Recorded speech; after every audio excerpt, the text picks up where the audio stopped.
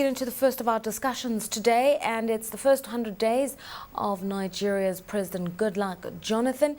Now, this week he's enjoyed some kind of appraisal for his term. He was inaugurated on May the 29th, and this year having declared a victor in last April's polls by the Independent Electoral Commission in Nigeria. Let's head over to Opeyemi Agbaje in our studios in Lagos, Nigeria. Opeyemi is the CEO of Resource and Trust Company. Thanks for your time, Opeyemi. Let's get your views first. How do you appraise and evaluate President Jonathan's first 100 days? Well, I think it's the word that comes to my mind is unclear. At the end of 100 days, the direction is not clear. The president has not put a policy content to his transformation agenda, as they put it. He hasn't defined a vision. He hasn't defined a direction. And so for me, that's the biggest issue. At the end of 90 days, the direction from this government remains unclear. On the other hand, yes. He may not have articulated a vision, but many people would say that vision's already been articulated by the PDP through its late leader, Mr. Yaradua, through Mr. Jonathan when he was caretaker president. The vision is to make Nigeria a G20 economy by the year 2020. It's to improve on industrialization and to begin a program of ensuring steady growth. Those are the visions that have been articulated in the last few years, and all the measures for the power sector reform, for the deregulation of the petroleum sector are all geared towards this one thing. In broad terms, yes. Maybe we've been talking about Vision 2020, Top 20, but there needs to be a very strong policy content around that.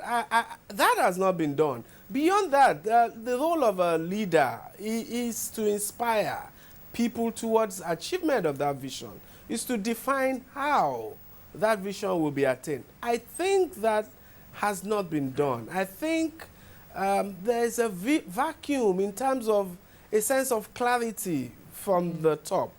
I don't say that nothing has been done.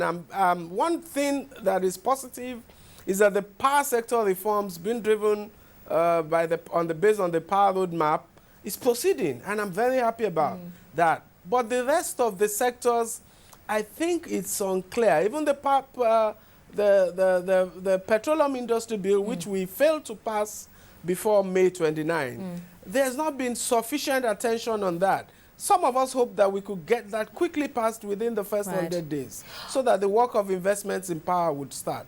But in terms of clearly articulating where we're going and how his regime intends to get Nigeria there. What do you make then? What do you make then of statements reported today from the Minister of National Planning, who says that in the last 100 days, Nigeria's economic growth rate has been recorded at 7.3% for the last quarter, and it's largely attributable to the non-oil sector. So everything that you've just said in terms of Nigeria not really elevating its game outside of the petroleum sector seems to fly in the face of what's just been released by way of these last quarter statistics. Let me tell you my view, and it's a view that is very clear. Growing at 7%, I've discussed this several times. The Nigerian economy will grow at 7%, 6% if you're producing oil, if the rains are falling, and if you are not banned importation of goods and services. 75% of our GDP is made up of those three sectors: wholesale and retail trade, petroleum sector, and agriculture. Agriculture is not modern, depends entirely on rainfall. So if rain is falling, if the CBN provides dollars for importers to import goods, and if oil production is not disturbed, we would go at 7%. The problem is not that. The problem is that the core challenge of the Nigerian economy is to diversify its oil economy and to modernize agriculture. Now, none of that is a pathway to any of those happening is yet to be defined. I believe it will. And on the positive side, I think I like the core of the president's economic management team. I think Ngozi Okonjo-Iweala is very strong, the power sector minister, the trade and investment minister, and of course the people in planning. So we have the potential core. What was lacking was some leadership of that team, maybe because Ngozi Okonjo-Iweala was late in coming, but now we need, at both the leadership level and at the very top of the government, a definition of how we're going to make this move. Okay, so you've answered the second question that I was going to ask you, which was your impression of the choices he's made to cabinet. Let's talk about another issue that seems to really be affecting investor confidence in Nigeria, and that's the question of security. In the last 100 days, 2 major incidents in the bombing of police headquarters, and the last 10 days, the bombing of the UN headquarters. Does the president have a clear understanding of the threats to the sovereign integrity of Nigeria? That he does.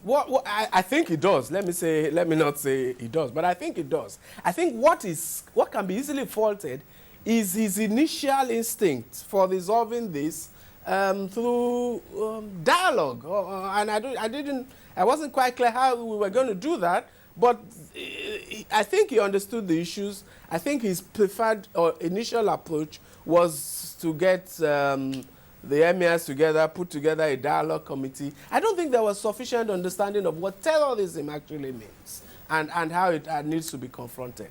I suspect that understanding has emerged in the last few days, especially after the United Nations bombing.